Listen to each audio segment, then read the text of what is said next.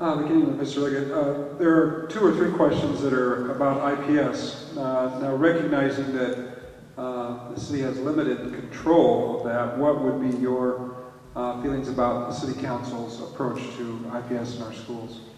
I think education in the schools are out of control spending-wise.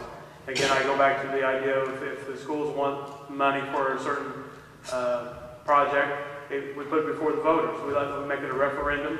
If the voters support it, then we're all for it. I think the school system needs to get away from some of its studies, and I think we need to concentrate more on the actual skills studies. I think there need to be more classes involving plumbing, electrical. That's the jobs that are available right now. The electrical workers, the construction workers. And I think we can work with the unions in the city to help us teach these young men and women the job skills. Mr. Councilman? That's a hard question because we really have so little control over the schools. I think we have to be supportive of our local schools. Like Harry said earlier, he's a graduate of IPS, so am I. When I got my college degree within Indiana. I believe in the education system. I believe that we want to keep our young people at home. We want to have our graduates come back to the community, be a part of it. That's a two-way street.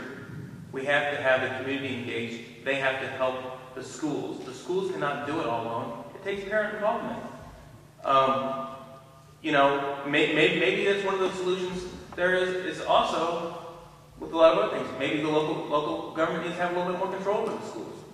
Right now, we are the ones who have the least control over schools, but we're the ones that are closest to the schools with the problems. So maybe we need to have a little bit more say, but at this particular time we don't. So I think that you continue to help the schools whenever you can, be supportive of it. But, you know, as I said, there's very little that we have control over. We don't control the funding. We don't control any of the other things that take place within schools.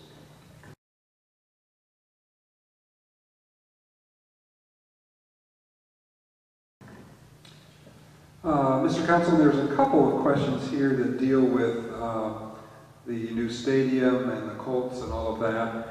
So let me summarize that with what would be your attitude towards giving tax abatements to large projects like that in the future?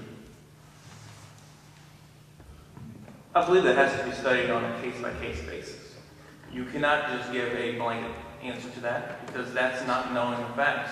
Every time you get something of that magnitude that can bring jobs in, create jobs when a place is being built, maybe high-paying jobs that I think we must do better about demanding that the high-paying jobs are there once the development's built. But I mean, you have to look at it project by project because it's the amount of money, or anytime you give any kind of abatement or anybody's any tax dollars, you have to make sure it's the best fit for your community. So I would never give you an answer to, you know, would I support one in the future, because I don't know what the project is. I'd have to look at all the facts. I'm not against it because, you know, it could be the opportunity of a lifetime for the city of Indianapolis. But, you know, it also could be a bad decision. You have to look at all the facts, ask the right questions, continue to look at ways. If it's beneficial to the city and the people of this district, then it's something you look at. If it's going to hurt the people of this district, then I don't think you do it. Mr. Liggett? Tax abatements are a great economic device. They can bring a lot of money into the community. But again, I think that's where you go back to the neighborhoods, you go back to the people and present your plan to them. I mean, the new Colts Stadium, I think you mentioned in part of your question, they're already at their overage on their spending on building the stadium. I don't know where the rest of the money is going to be to finish the stadium. We're paying for a stadium that's already been tore down, and we're getting ready to tear down another stadium that we're still paying on. So that would be a lot of interesting answers that I would look into.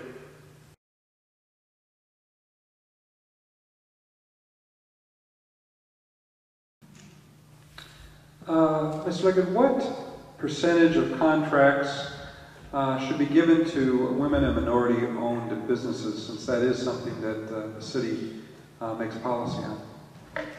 I think women, minority, men, all should be an equal. I think whoever is the best bid for the job, whoever does the best work, that's who should get the bid. I don't think there should be a set number. Mr. Councilman? I have absolutely no problem with the numbers that are there right now. They represent what the city of Indianapolis is. If anything, they're a little bit low. Everybody should have a shot at having a chance to better themselves with a contract. If they can do the work successfully, bid it through the proper channels, everybody should be on equal footing. It shouldn't matter race, religion, any other factors. Everybody should be treated equally when it comes to bidding for jobs.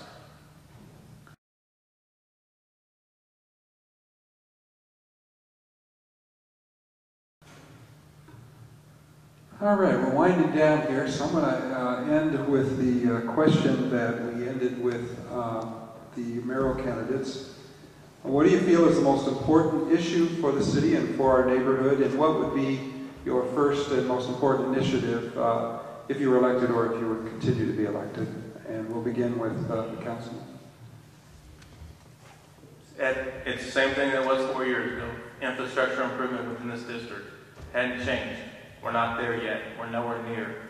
I've fought, talked to the neighborhood groups, put in lists, put in requirements. Infrastructure is what the district wanted 4 years ago. Infrastructure is still what they want today. If we improve the infrastructure, I know it'll help bring jobs, it'll help bring development to some of these corridors we're talking about. We need to make sure we continue to work on the infrastructure along with making sure that we have reliable transportation for people to be able to get to those jobs. Mr. Liggett? I agree, infrastructure is a major issue in this area. Being an older community, the streets, the sidewalks, the sewer systems, they're all bad. I think we need to put an emphasis on that. We need to put an emphasis on our neighborhoods. I think we need to listen and just not talk. I think we need to be active, proactive instead of reactive. I think that's a major issue. We need to conquer the problems before they become a problem. Well, gentlemen, on behalf of the Fletcher Place Neighborhood Association and the Bates-Hendricks Neighborhood Association, I want to thank you for your time tonight and for your good answers, and we wish you well. Thank you.